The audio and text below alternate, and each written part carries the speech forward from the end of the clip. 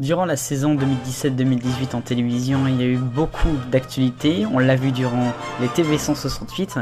On va revenir sur les plus grandes d'entre elles de la saison, tout de suite, dans Retour sur l'année.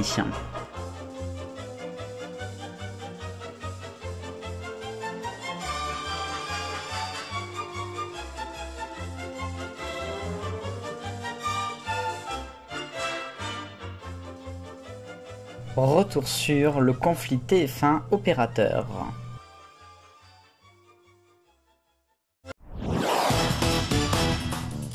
Je vous cite ce qui s'est passé au mois de mars, c'est un énorme conflit avec TF1 qui s'est déroulé.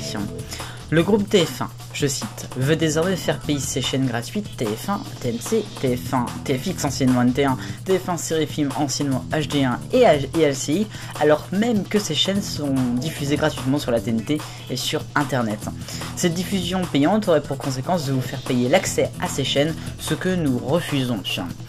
Dans le cadre de ce désaccord, nous nous voyons contraints d'arrêter la diffusion des chaînes TF1, TMC, TFX, TF1 série film LCI, ainsi que leur service replay pour nos abonnés. Nous vous prions de nous excuser pour la gêne occasionnée et nous vous assurons que nous travaillons activement à trouver une solution pour un rétablissement du service. Voilà ce que disait l'un des opérateurs concernant le groupe TF1. Que s'est-il passé exactement ? C'est très simple, ce qui s'est passé c'est que TF1 voulait faire payer ses chaînes alors qu'elles sont diffusées gratuitement partout ailleurs, et donc plusieurs groupes, notamment Free, évidemment, en particulier Free, mais il y avait aussi d'autres groupes, Orange, tout ça, qui ont décidé de ne plus payer TF1 et donc de plus les diffuser pour leurs abonnés en box. Donc on parle que des gens qui reçoivent la télé par box. Donc tout ça, ce que vous voyez là, plus le service de replay MyTF1 donc qui est aussi ici, et bien tout ça c'était cuit, c'était au revoir, bonsoir, merci à tous.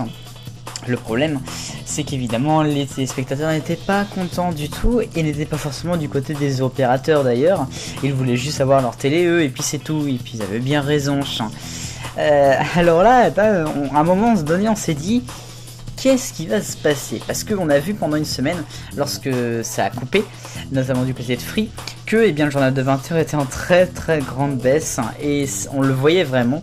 D'autres programmes étaient également en baisse, notamment Demain nous appartient, ou encore le journal de 13h, et encore pas tellement. Normal, les gens qui le regardent sont pas forcément avec des box, mais c'était surtout le journal de 20h, moi j'ai trouvé que ça faisait du mal. France 2 qui était en tête plusieurs jours de suite consécutifs, incroyable.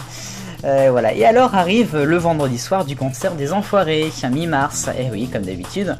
Alors malgré l'audience déclinante d'année en année, et on a dépassé en dessous la barre des 10 millions, TF1 était là et se disait waouh, que ça va faire mal si on n'a pas l'argent pour les Enfoirés, pour les Restos du Cœur, puis pour leur pomme un peu aussi. Et donc voilà que des personnes aux Enfoirés ont demandé solennellement aux opérateurs de rétablir la diffusion de TF1 exceptionnellement pour le concert des Enfoirés, donc du vendredi en fin d'après-midi jusqu'au samedi le lendemain, et ça a été accepté. La suite de l'histoire, après quelques autres semaines de règlement de compte et des retours à la diffusion, et bien pour l'instant ça a été à peu près fait en accord. À noter que Bouygues évidemment eux ils avaient rien coupé. Le bonheur, on est tous des millions de copains, tiens.